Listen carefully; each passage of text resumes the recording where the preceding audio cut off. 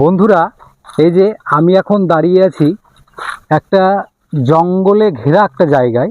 বন্ধুরা, এই যে গাছের নিচে পড়ে আছে এই ফুলগুলো, এই সুন্দর সুন্দর ফুলগুলো কি বলুন তো? আপনারা বোধহয় অনেকেই জানেন, আবার অনেকেই জানেন না। যারা জানেন তাদের জন্য বলছি না, যারা জানেন না তাদের জন্য বলছি। এগুলো হচ্ছে মহুয়ার ফুল। এগুলো অসাধারণ একটা ফল। এগুলো ফুল অবশ্য।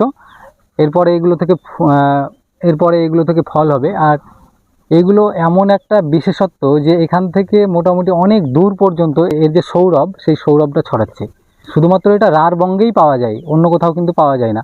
বন্ধুরা, মনে পড়ছে সমর সেনের কবিতা মহুয়ার দেশ, বা সুভাষ মুখোপাধ্যায়ের একটা আমার বাংলা নামের যে উপন্যাস, সেখানে আমরা পড়েছিলাম শাল মহুয়ার ছায়ায়। মনে পড়ছে তো বন্ধুরা? সেখানে এই মহুয়ার কথা, আরও তাছাড়া অনেক গল্প, উপন্যাস এবং চলচ্চিত্রে আমরা এই মহুয়া বা মহুল ফুলের কথা কিন্তু আমরা পাই। তো আমার সামনে এই যে ওপরে আমার এই গাছটা দেখা যাচ্ছে, এই গাছটা হচ্ছে মহুয়ার গাছ বা মহুয়া বৃক্ষ বা মহুয়া বৃক্ষ। অনেকে একে মহুয়া বৃক্ষ বলে বা মহুয়া বলে, আবার অনেকে, তোমরা স্থানীয় ভাষায় হয়তো এর অন্য কোনো নাম আছে নাকি? মহুয়া মল।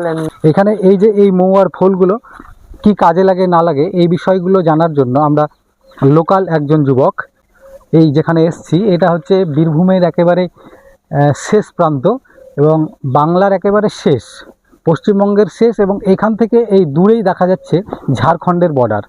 এই স্থান থেকে আমরা এই মহুয়ার গাছটা দেখলাম যে একটু এই বিষয়টাকে তুলে ধরা যাক, তাই রেকর্ড করছি। এবার আমি এই স্থানীয় যে যুবকের কথা বললাম তার সঙ্গে একটু কথা বলবো। আচ্ছা, এইগুলো হচ্ছে মহুয়ার ফুল, তাই তো? ফল নয় তো? না, ফলগুলো কীরকম হয়? ফল মানে এটা দু রকম হয়। আর একটা মানে কোঁচড়া বলে ওইটাকে। হ্যাঁ, মানে ওইটাও মানে তেল হয় ওইটাতে। আবার ওটা থেকে তেল হয়, এটা থেকে তেল হবে না? এইটাতে মানে এইটা মানে রেখে শুকাইতে হবে, তারপরে ওইটা রেখে আবার মদ হয়। এটা শুকিয়ে নিয়ে তারপর এটা থেকে মদ হয় নাকি? হ্যাঁ, মদ। হ্যাঁ, মানে মাদক জাতীয় দ্রব্য বন্ধুরা হয়। অনেকেই আমরা জানি মহুয়ার মদ বিখ্যাত এমনিতে সব জায়গাতেই। তো আমার হাতে এই যে মহুয়ার ফুলগুলো রয়েছে, এগুলো এমনি এই যে এইগুলো আমি কুড়িয়ে নিয়েছি বেশ কয়েকটা। এর আগে আমরা যখন প্রথম এখানে এলাম তখন দেখছিলাম অনেক এই গাছের গোড়ায় অনেকগুলো পড়ে আছে। ওই স্থানীয় সব যা সব অধিবাসী আছে তারা সব কিন্তু এগুলোকে কুড়িয়ে নিয়ে যায়। এগুলো কুড়িয়ে নিয়ে গিয়ে মূলত কি কাজ করে এগুলো? এগুলো এখন রোদে শুকোয়। এখন হ্যাঁ, শুকায় দিয়ে এগুলো থেকে খোল হয় নাকি? মানে রোদে শুকিয়ে এখন রাখে দিয়ে লাস্ট মদ করে। এগুলো মদ তৈরি হয়, উৎকৃষ্ট মানের মদ তৈরি হয় এবং খাওয়া হয়, মানে রান্না করে খাওয়া হয়। এইগুলো সরাসরি রান্না করে খাওয়া যায়? হ্যাঁ, মানে শুকিয়ে মানে রান্না করে খাওয়া যায়, এই বিষয়টা কিন্তু জানতাম না বন্ধুরা, এর একেবারে নতুন জানলাম। আর এমনি সরাসরি এটা খাওয়া যাবে? হ্যাঁ, খেয়ে দেখাও দেখি, আমরা তো খাইনি, কিভাবে খাই দেখি। ভিতরে একটু খেয়ে দেখাচ্ছি। হ্যাঁ, বলো বলো। এর ভিতরে সে একটা এই টাইপের আছে, ওইটা বার করতে হবে, দিয়ে খেতে হবে।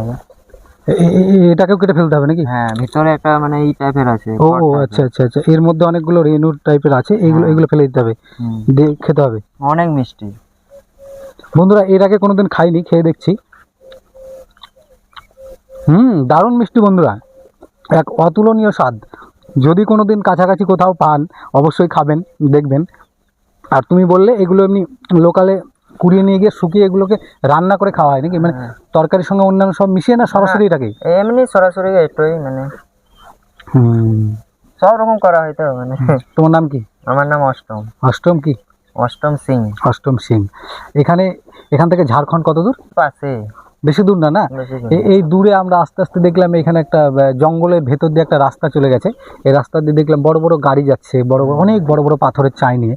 ওগুলো কোথা থেকে নিয়ে আসছে মোটামুটি? সামনে খাদান আছে। সামনে খাদান আছে না? ও বন্ধুরা, এই পাশেই কিন্তু ঝাড়খণ্ডের এই পাশেই খাদান রয়েছে, পাঁচামি না কি বলে, এই দিকটায় নাকি? পাঁচামি এইদিকে। পাঁচামি এইদিকে। বন্ধুরা, আমরা আছি ঝাড়খণ্ড এবং পশ্চিমবঙ্গের বর্ডারে, যে দেউচা পাঁচামি নাম আমরা শুনেছি। এই কাছাকাছি একটা জঙ্গলের মধ্যে এই দূরে শুধু একটা ছোট্ট গ্রাম আছে, গ্রামটার নাম হচ্ছে সাবলা। এই সাবলা থেকে এই যুবক অষ্টম ও আমাদেরকে এদিকে নিয়ে এসেছে, যে এখানে মহুয়ার ফল অনেক, ওই দূরে দূরে অনেকগুলো গাছ আছে, তার মধ্যে এইখানে একটা সুন্দর মহুয়া বৃক্ষের নিচে আমরা দাঁড়িয়ে এই ভিডিওটা করলাম। আর এই যে ফলগুলো বন্ধুরা, প্রকৃতি আমাদের বিভিন্নভাবে উপহার দেয়, বিভিন্ন জায়গায় বিভিন্নভাবে। যেমন আমরা মুর্শিদাবাদের অধিবাসী, সেদিকে হয়তো এই বৃক্ষটি সচরাচর দেখা যায় না, তবে অন্যান্য যে উপহারগুলো প্রকৃতি আমাদের হাতে তুলে দিচ্ছে সেগুলো আমরা পাই। কিন্তু এই যে রাঢ়বঙ্গের এই লাল মাটির দেশে, বিশেষ করে বীরভূমের এই যে পশ্চিম অংশে একেবারে, এবং তথা পশ্চিমবঙ্গেরও পশ্চিম অংশে এসে এই যে মহুয়া বা বৃক্ষের যে সুন্দর একটা পরিবেশ, সেটা আপনাদের সঙ্গে তুলে ধরলাম। এই মহুয়ার ফুল দেখানোর জন্য এই ভিডিওটা করলাম। আশা করি আপনাদের ভালো লাগবে। আমরা তো গল্প, সাহিত্য, উপন্যাস অনেক কিছুতেই পড়েছি। তো ভালো লাগলে চ্যানেলটা সাবস্ক্রাইব করবেন, আর ভিডিওটি লাইক করবেন, আর বন্ধুদের মধ্যে শেয়ার করে দেবেন। আর চলমান জীবন ও সাহিত্য এই চ্যানেলটা অবশ্যই সাবস্ক্রাইব করবেন। দেখা হচ্ছে আবার অন্য কোনো ভিডিওতে। ধন্যবাদ।